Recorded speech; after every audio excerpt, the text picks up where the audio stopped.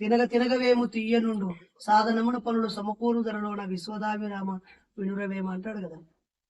కాబట్టి మనం anti work అసలు లేదు కదా. ఇప్పుడు నువ్వు అంటూ పనిచేయడం మొదలు పెడితే నీ లాంటి నీకు కనెక్ట్ అవుతాను. మనం అసలు స్పందించకుండా గొంతె వినిపించకుండా ఉంటే ఎట్లా? వేరే వాడికి ఇక్కడ ఏం సోయి ఉంటది, ఏం ప్రేమ ఉంటది వాడికి ఏం ప్రేమ ఉంటది అంటే ఇక్కడికి వచ్చే వ్యక్తులను ఎట్లా డబ్బులకు మార్చుకోవాలి, ఈ సంపదను ఎట్లా డబ్బులుగా. బ్రిటిష్ వాడు అట్నే వచ్చిండు కదా, వాడు ఆయన ప్రేమతో వచ్చాడు, వ్యాపారంతోనే వచ్చాడు.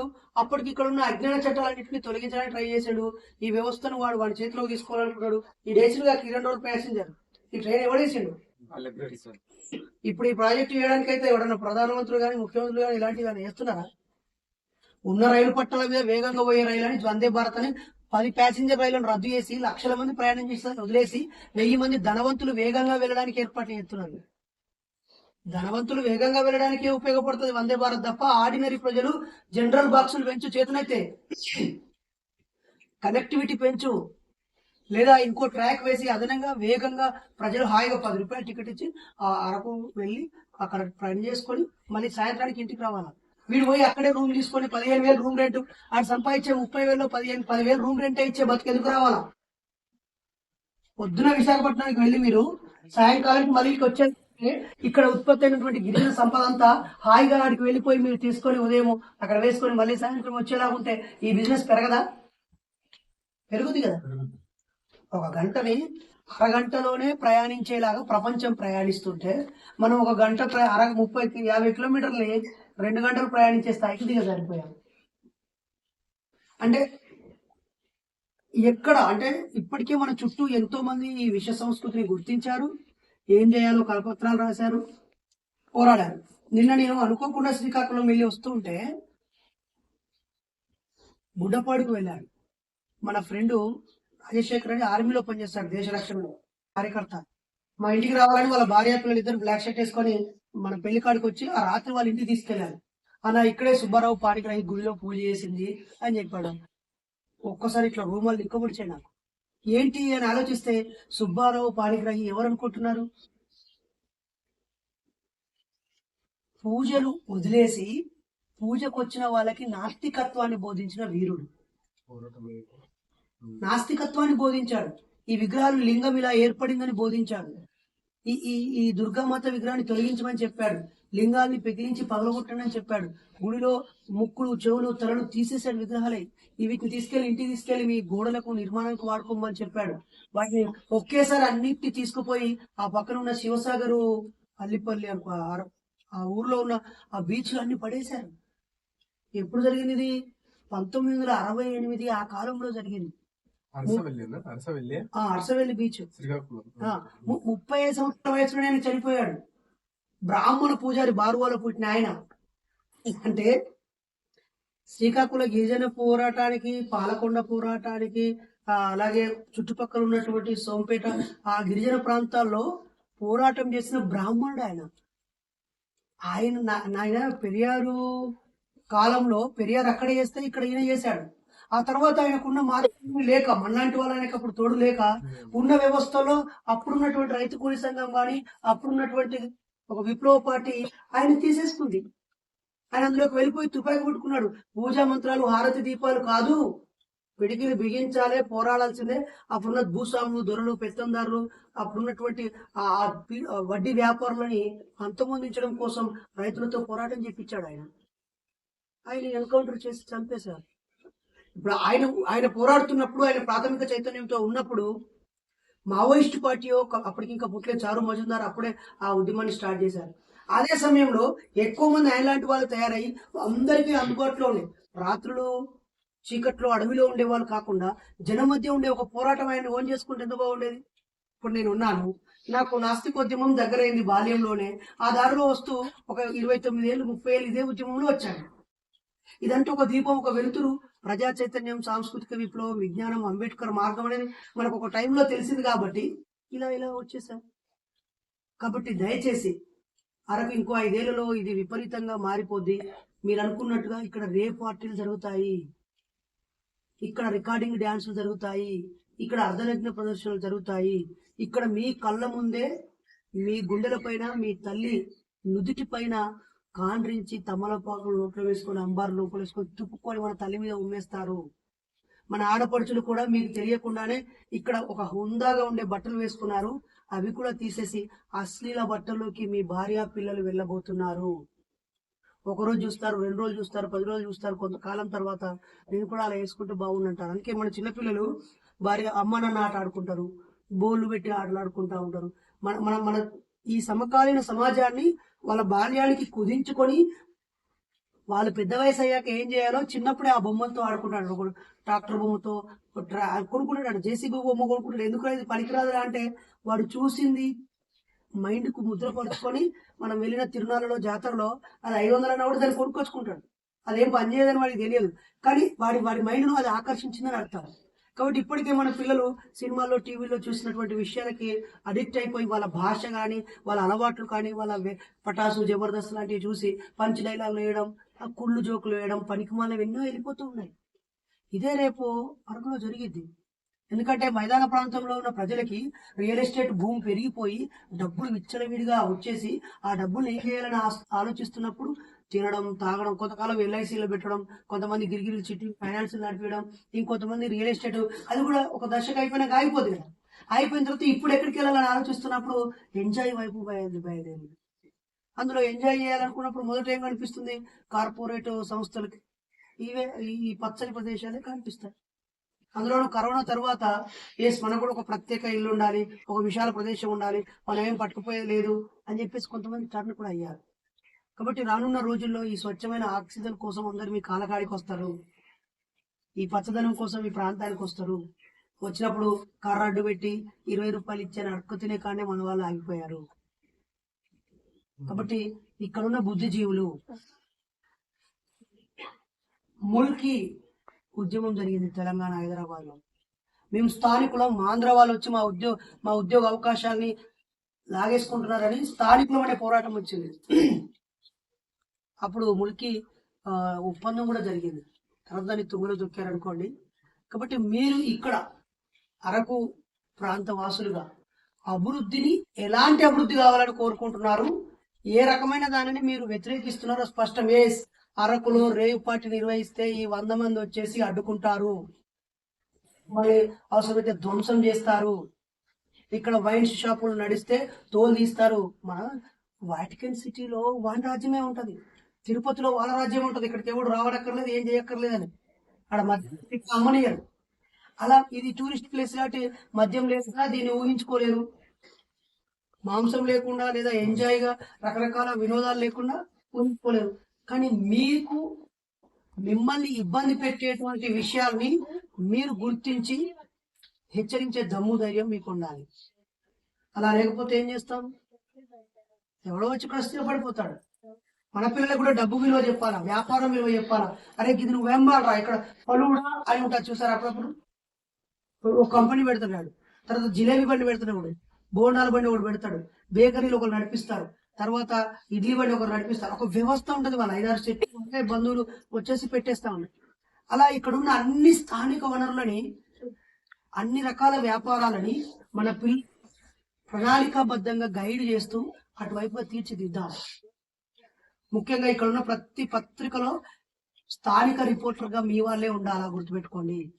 మీరు ఏది రాస్తే ఏది చెబితే అదే ప్రపంచానికి తెలుస్తుంది. అక్కడి వాళ్ళు ఉన్నారనుకో, వాళ్ళు దీన్ని చెడగొట్టి ఇది తప్పును ఒప్పుగానో వక్రీకరించి ప్రదర్శిస్తారు. ఇక్కడున్న మీడియా రంగంలో మీ శిష్యులు, మీ బంధువులు మీరే ఉండాలి, గుర్తుపెట్టుకోండి. వినపడుతుందా మిత్రులారా? మీడియా రంగాన్ని మీ చేతిలోకి తీసుకోవాలి. స్థానిక భాష మీద అనేక యూట్యూబ్ ఛానల్ రావాలి, సోషల్ మీడియా వచ్చేయాలి. మీరు దృష్టి పెట్టాల్సింది ఏదో ఒక సంఘమనో ఏదో ఒక వ్యవస్థలో కాదు. మీ చేతుల్లోకి మీడియా మీ చేతుల్లోకి రావాలి, డిష్ సిటీ కేబుల్ మీ చేతిలోకి రావాలి, పత్రికా విలేకరులు మీరు కావాలి, సోషల్ మీడియా మీ చేతిలో ఉండాలి. అన్ని ఇక్కడున్న ప్రతి అంశంలోనూ మీ వాళ్ళు ఉండాలి, మా వాళ్ళు ఉండాలి. రివ్యూ జరగాలి. ఒక కుటుంబం ఇలా కూర్చున్నప్పుడు అసలు మన సంసారం ఎట్లా నడుస్తుంది, మనకు అప్పులు ఎన్ని అయ్యాయి, మనకు ఆదాయ మార్గం ఏముంది, మన పిల్లలు ఏం చదువుతున్నారు, ఇంకా 5 ఏళ్ల తర్వాత మన భక్తులు ఎలా ఉండాలి, 10 ఏళ్ల తర్వాత మనం ఎక్కడ ఎలా జీవించాలని మనం అనుకున్నట్టుగానే ఈ సమాజం గురించి ఎవరు ఆలోచించాలి? ఆలోచించకపోతే అలా జరిగిపోతా ఉంటే మనకు సరిపోయే డబ్బులు వచ్చినప్పుడు హాయిగా ఉంటాం, సరిపోనప్పుడు అప్పులు తెచ్చుకుంటాం, లేకపోతే ఇంకా మనం ఆదాయం కోసం ఇంకా ఎక్కువ పని చేయాలని ఆలోచిస్తాం. మరి మనలాగా ఆలోచించకుండా కష్టాల పాలైన వాళ్ళ పరిస్థితి ఏంటి? వడ్డీ వ్యాపారులు ఇప్పుడు తగలలేదా మీ అందరికీ? ఆ రోజే పోరాటం చేశారు కదా, చంపేశారు కదా. మరి అప్పుడు దోపిడీ దొంగనేమో భూస్వామి ఒక్కడే ఉండేవాడు, చుట్టూ పెద్ద ఎత్తైన గోడ కట్టుకొని భవనం నిండా బియ్యం రాసులు పెట్టుకొని మనం మాత్రం ఆకలితో వచ్చేవాళ్ళం, మండింది కొట్టారు. మరి ఇప్పుడు ఏం చేయాలి? ఇప్పుడు రూపం మారాలి. రాజ్యాంగబద్ధంగా ప్రశ్నించడం, ఆలోచింపజేయడం, విమర్శించడం, ప్రతి ఒక్కరి కార్పొరేట్ సోషల్ రెస్పాన్సిబిలిటీగా ఫండ్ రైజ్ చేయించడం. ఇప్పుడు ఫండ్ రైజ్ అవుతుంది. చాలా మంది దాన ధర్మాలు డబ్బులు ఇస్తూ ఉంటారు. మేము ఇక్కడ ఈ పేరుతో ఇక్కడ రిసార్ట్ పెట్టుకున్నాం, మాకు 1 కోటి రూపాయలు లాభం వచ్చింది, ఓ 10 లక్షలు ఈ గ్రామానికి ఇస్తామని కూడా అంటాడు. ఆ 10 లక్షలు దేనికి వాడతారు? ఆ ప్రాంతంలో రోడ్డు వేయడానికి కానీ, విద్యా ప్రమాణాలు పెరగడానికి కానీ, వాతావరణం పెరగడానికి కానీ, లేదా అక్కడ ఉన్న పేదలను మెరుగుపరచడానికి కానీ కాకుండా ఒక తిరునాళ్ళలో జాతర జరపడానికో, లైటింగ్ పెట్టి జిగేలు అనిపించడానికో, లేకపోతే ఎల్ఈడి స్క్రీన్ పెట్టడానికి దానికి పరిమితం చేస్తారు. ఇక్కడ సంపద ఉత్పత్తి అవుతుంది. మరి ఉత్పత్తి అయిన సంపదతో ఇక్కడున్న పేదరికం ఎందుకు పోవట్లేదని ఆలోచించలేదు నువ్వు. అసలు ఇక్కడ మన ఉమ్మడి శత్రువు లేదు, మనం చర్చించుకోవాలి, మాట్లాడుకోవాలి, ప్రశ్నించుకోవాలి కదా. మన ప్రాథమిక అవసరాలు ఏంటి, దీర్ఘకాలిక అవసరాలు ఏంటి, భవిష్యత్తులో రాబోయే సమస్యలు ఏంటి, వీటి కోసం మనం ఏం చేస్తే మనం ముందుకెళ్తాము, దానికోసం ఇప్పుడేం పునాదులు వేయాలనేటువంటి చర్చలు జరగాలి.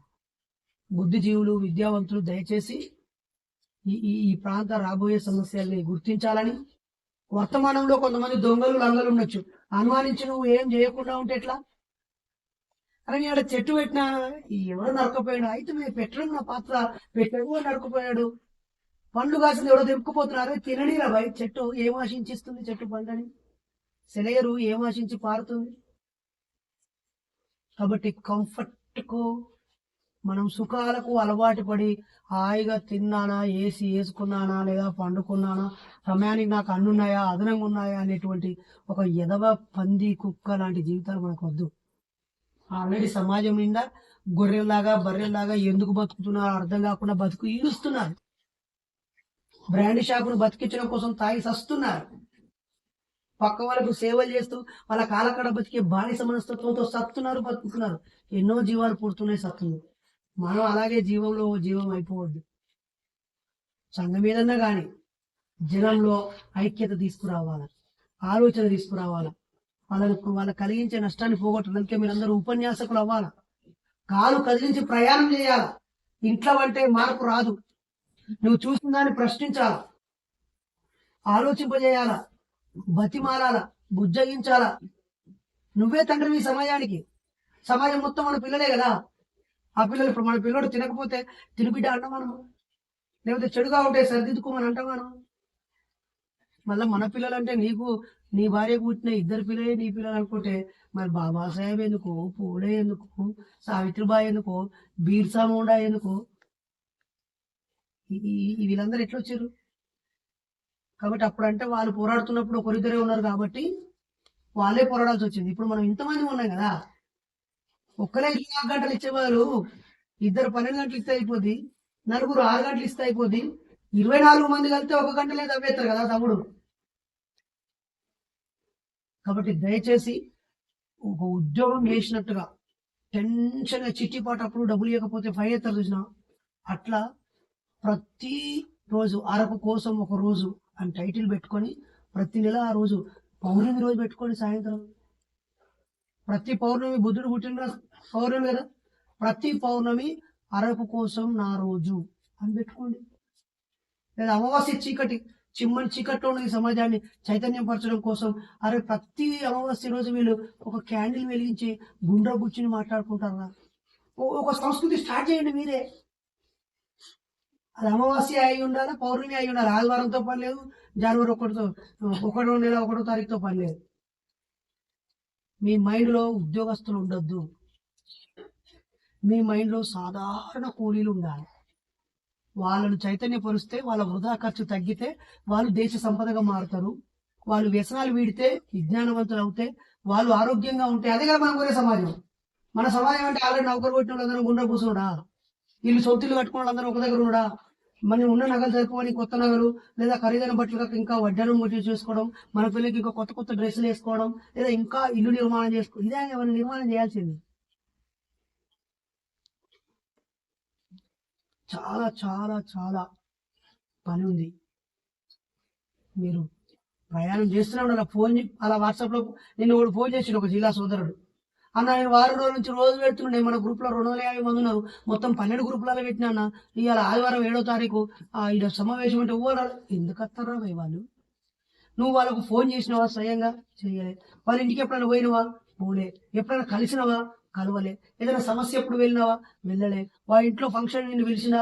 పిలవలే. నీ ఇంట్లో ఏదైనా ఫంక్షన్ వాళ్ళు పిలిచినా? పిలవలే. కలిసి ఏదైనా ఉమ్మడి సమస్య మీద పోరాడిరా? పోరాడి. ఉత్తగా వాట్సాప్లో నువ్వు పెడితే వాళ్ళు రావడానికి అసలు వాళ్ళు కదలలేదంటే అర్థం నువ్వు కదిలేదని అర్థం.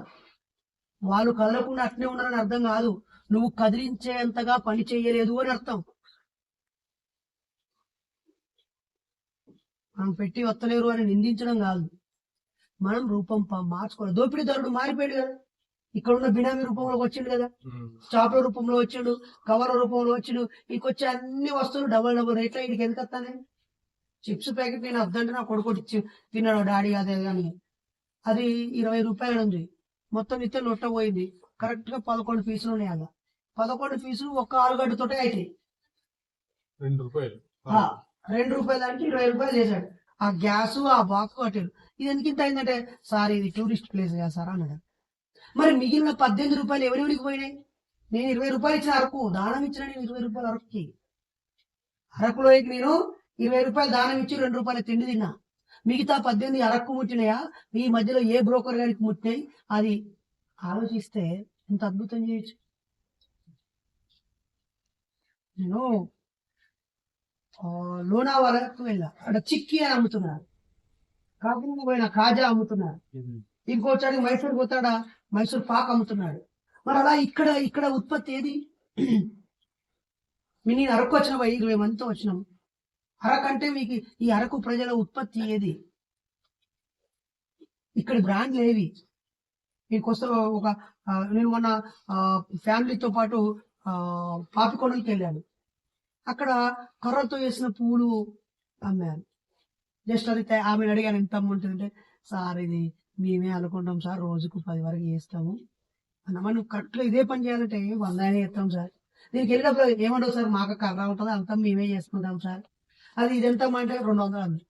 అమ్మ ఎంతకి ఇస్తామంటే 100కి ఇస్తాను. అమ్మ 2 తీసుకుంటానమ్మా అంటే 200కి 3 ఇస్తాను. అది లేదమ్మా కరెక్ట్గా చెప్పమంటే 50 రూపాయలకి ఇస్తాను. ఫస్ట్ నా 200 చెప్పింది, 50 రూపాయలకి ఇచ్చింది. అంటే ఆమెకి ఎంత తయారై ఉంటుంది అది? అట్లా ఇక్కడ స్మాల్ స్కేల్ ఇండస్ట్రీస్ రావాలి.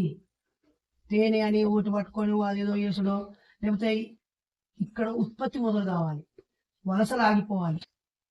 ఎంతో మంది ఈడికి వస్తున్నప్పుడు మనలు నగరాలకు వలసకి ఎందుకు పోతున్నారు? ఇక్కడ ప్రొడక్షన్ రావాలి కదా. ఇక్కడ ఇక్కడ తినే చిప్స్ ఇక్కడ ఎందుకు తయారవ్వట్లేదు అని అడుగుతున్నాను మిమ్మల్ని. ఇక్కడ తినేటువంటి ఫుడ్ ఐటమ్స్ ఇక్కడ ఎందుకు తయారవుతలేవు అంటున్నాను నేను. ఆఖరికి మైసూర్ పాక్ నుంచి కోరుకుంటే బోన్ ఇక్కడ చూసారు కదా, ఎన్నో అమ్ముతున్నారు కదా బిస్కెట్ ప్యాకెట్. ఇక్కడ ఒక బిస్కెట్ ప్యాకెట్ ఎందుకు రావట్లేదు? ఆ చెక్ పోస్ట్ దగ్గర నుంచి ఎన్ని లారీలు వస్తున్నాయి ఇక్కడికి. ఇక్కడ మీరే వాటర్ ప్లాంట్ పెట్టి ఈడే ఎందుకు అరకు వాటర్ అని మీరే ఒక కోఆపరేటివ్ సొసైటీ ఏర్పడి వాటర్ ని మీరే ఎందుకు అదే ఇక్కడికి బయట నుంచి వాటర్ నాటచ్చు కదా. కింద గడి వస్తారు, మీ కాలు దాటి ఎట్లా వస్తారు ఇటుకి? నగరం నుంచి లారీల పెద్ద పెద్ద వ్యాన్ల పనికిమాల బ్రాండ్ ఎట్లా వస్తాయి ఇటుకి? దయచేసి మన వాళ్ళని ఆర్థికంగా అభివృద్ధి చేయడం కోసం కావాల్సిన ఆర్థిక ప్రణాళికలను రచించి ఒక కోఆపరేటివ్ వ్యవస్థ నిర్మించాలి, ఒక బిజినెస్ వ్యవస్థ నిర్మించాలి. ఒక రకమైన వర్క్ నిరంతరం కూడా ఇస్తూనే ఉండాలి. మొత్తం చిక్కట ఉన్నది కదన్నా, ఒక కాడ వెలువడుకుని పరిగెడుతూనే ఉండు, అంటించుకునే ఉండు, అన్ని కారణాలు అంటించుకుంటూనే పో. నీకు అంటించుకోవడానికే సరిపోదు, నువ్వు ఒక కాడ వెలుగునిచ్చుడు కూడా ఉండదు. అంటించడమే ఒక కావడ పని అవుతుంది. దయచేసి ఆ దిశగా ఆలోచిస్తారని నేనైతే నా జీవిత కాలం ఒక అంశం మీద, మూఢనమ్మకాలు అనే అంశం మీద పనిచేయాలనుకుంటున్నాను, పనిచేస్తూనే ఉన్నాను. ఇంకా అనేక అంశాల మీద పనిచేయాల్సిన అవసరం ఉంది. ఆ అంశాల మీద పనిచేసేటోళ్ళను మనం గుర్తించి గౌరవించి ప్రోత్సహించి అండగా నిలబడితే చాలు. 1998లో ఇక్కడికి వచ్చాను. నేను 8th క్లాస్ చదువుతూ స్కూల్ ఎక్స్కర్షన్కి వచ్చాను. వచ్చినప్పుడు అందరూ ఫోటోలు దిగుతూ ఆడుతూ పాడుతూ ఉన్నప్పుడు నాకు అనిపించింది అసలు ఈ ఈ ప్రాంతం వాళ్ళు ఎక్కడున్నారు అని. తర్వాత తరచూ వస్తూ పోతూనే ఉన్నాను. ఇన్ని ప్రాంతాలు ఇది చూసిందే. ఇప్పుడైతే చూడడం కోసం రాలేదు. నా భార్య పిల్లలు కూడా అనుకోకుండానే వచ్చారు. శ్రీకాకుళంలో మన నాయకుడి కొడుకు పెళ్లి ప్రత్యామ్నాయ సాంస్కృతిక పద్ధతిలో 1000 మంది సమక్షంలో చేయడం కోసం వచ్చాను. మందస ఆ దారిలోనే వెళ్ళిపోతాను అనుకున్నాను. అందుకే అనుకోకుండా ఇంకా ఈ నిన్న సుబ్బారావు పాణిగ్రాహి గుడికి వెళ్ళడం వల్ల ఆ చుట్టుపక్కల చాలా మంది కలవడం వల్ల ఇక్కడ నుంచి ఇట్ల దారి భద్రాచలం రూట్ లో వెళ్తే మా సోదరుడిని డ్యూటీకి అందించు, మా అత్తగారు అక్కడే కాబట్టి ఆ దారిలో వెళ్దామని ఇలా ఈ అడవి మార్గం పట్టి అనుకోకుండా రాత్రి 1:30కు వచ్చాము. ఆ 12 గంటలకు అట్లా చిన్న మెసేజ్ పెట్టాను ఇద్దరికి. ఒకరు రెస్పాండ్ అయ్యారు. వాళ్ళ దగ్గరికి వెళ్ళి స్టే అయ్యి పొద్దున్నే జిల్లా వాటర్ ఫాల్స్ దగ్గరికి వెళ్ళాము. అక్కడ చిన్న పిల్లలు కనిపించారు. వాళ్ళందరితో ముచ్చట్లు పెట్టి వాళ్ళకి పుస్తకాలు బహుమతిగా ఇచ్చాం. బాబాసాహెబ్ జయంతి జరిపేశాము. ఇంకొంచెం ముందుకెళ్తే అక్కడ మట్టి తవ్వుతున్నారు ఒక 20-30 మంది కూలీలు. మా పిల్లలకి ఆ మట్టి ఎలా తవ్వుతున్నారు, ఇక్కడి ప్రాంతం వాళ్ళ టెక్నిక్ ఏంటో చూపించాం. మా ప్రాంతంలో తట్టలో ఎత్తితే ఇట్లా పట్టుకొని ఒకరు ఎత్తే వాళ్ళు మోసే వాళ్ళు ఉంటారు. కానీ ఇక్కడ ప్రత్యేకంగా ఒక సంచికి అటొక కర్ర ఇటొక కర్ర పెట్టి భారతవాదంలోకి అంటుంటే ఇటొక ఈజీగా ఉంది. అంటే శ్రమజీవులు పెద్ద శాస్త్రవేత్తలతో పని లేదు. వాళ్ళు చేసే పనిని సులువు చేయడం కోసం నైపుణ్యాన్ని జోడించి ఉన్న పరిసరాల్లో చక్కటి మార్గాన్ని ఎత్తుతారని నా పిల్లలు నేర్చుకున్నారు.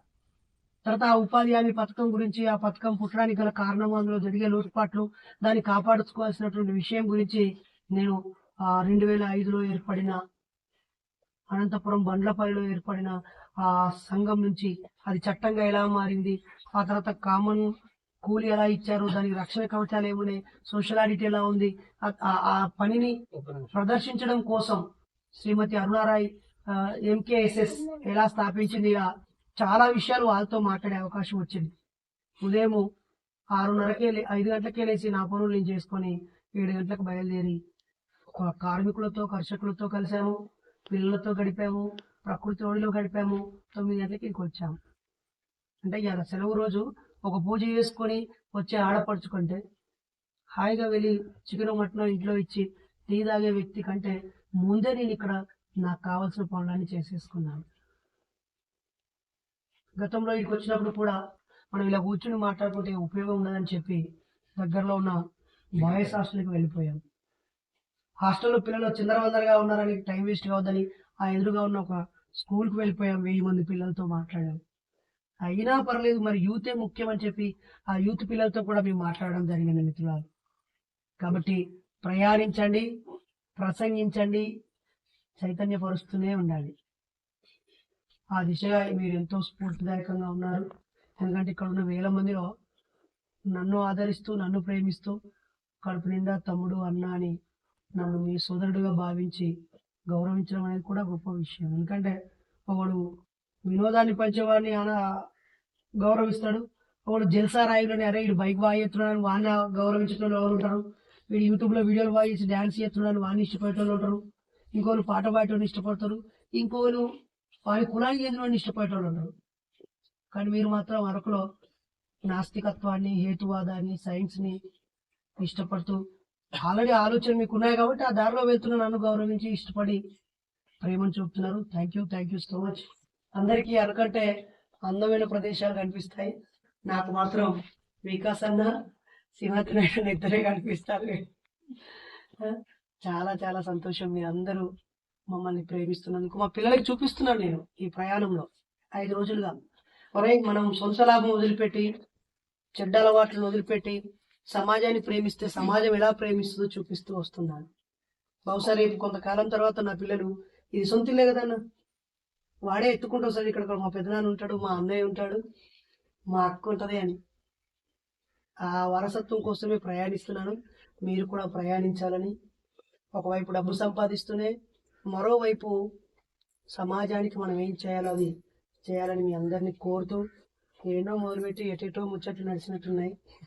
ఈ క్రమంలో మిమ్మల్ని కొంచెం ఇబ్బంది పెట్టుంటే మన్నించండి.